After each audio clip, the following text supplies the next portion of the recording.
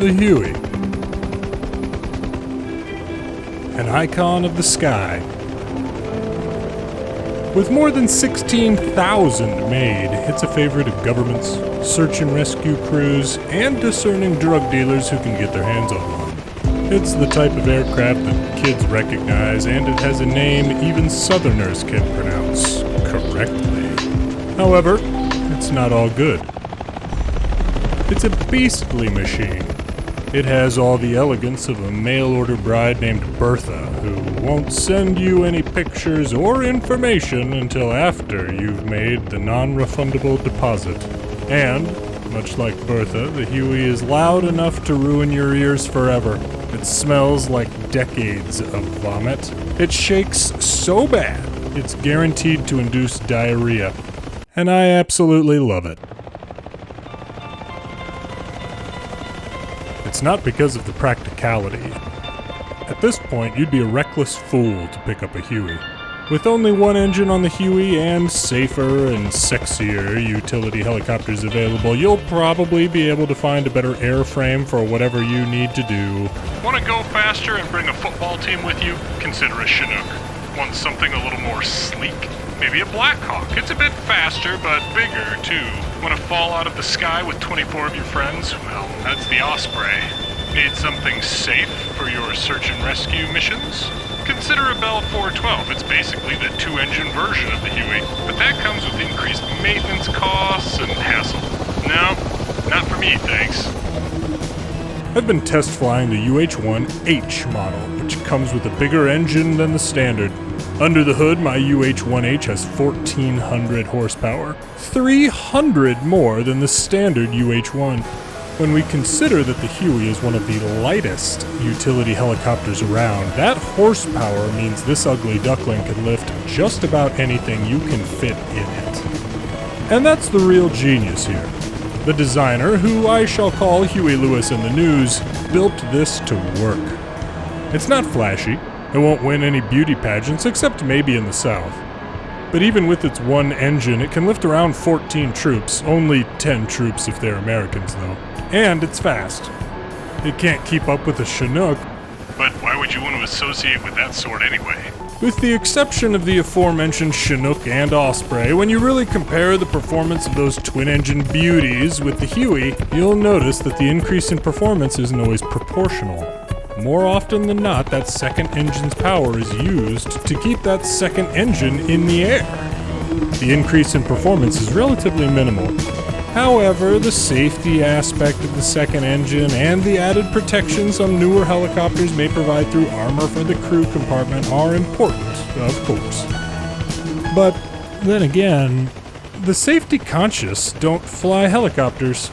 If safety is your main consideration, then get yourself a lovely Cessna Caravan. You can land it just about anywhere with a half-decent soccer field. You can carry approximately the same amount of internal cargo and passengers, and you'll be able to glide to safety if your single engine ever goes out. Plus, with the Caravan's horsepower and a capable pilot, you'll probably be able to get back off the ground inside that soccer field as well. No. Those who nitpick about safety features are the type who would be appalled to know that the rhythmic shaking of the Huey has turned my bones to jello, and that I'm only half joking about the torque-induced diarrhea. In a lot of ways, the Huey really represents the greatest generation of helicopter design. It's functional, it's reliable, and it reminds me of a bygone era of flight. There's something visceral about the Huey's controls that I just don't get with many of the newest and fanciest aircraft. These days, every aircraft all the way down to initial flight trainers has a glass cockpit and more iPad-looking screens in it than I've owned in my entire life. Everything is digital. The attitude indicator, the fuel gauges, even the engine temperature readings. Not my Huey. The most digital thing about the one I flew was the ridiculous camouflage the producers made me put on the rocket pods. Flying a Huey is a lot like a firm handshake from your dad. It's comforting, it's a real treat, but it reminds you of the passage of time. Inevitably, the Huey is on the way out. But until it's gone, it'll be there with a warm smile if you ever want to play catch. It's brilliant. There's There's no other way to put it. Just brilliant.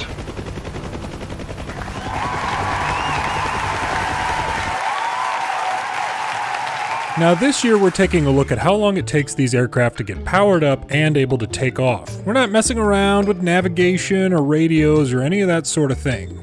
The question is simply, how fast can it be started and ready to accelerate? We'll be taking the aircraft useful load and dividing that by the time to accelerate for our testing here. So for anyone else math challenged, the bigger number here, the more quickly you can get a greater amount of troops, cargo, or weaponry in the air.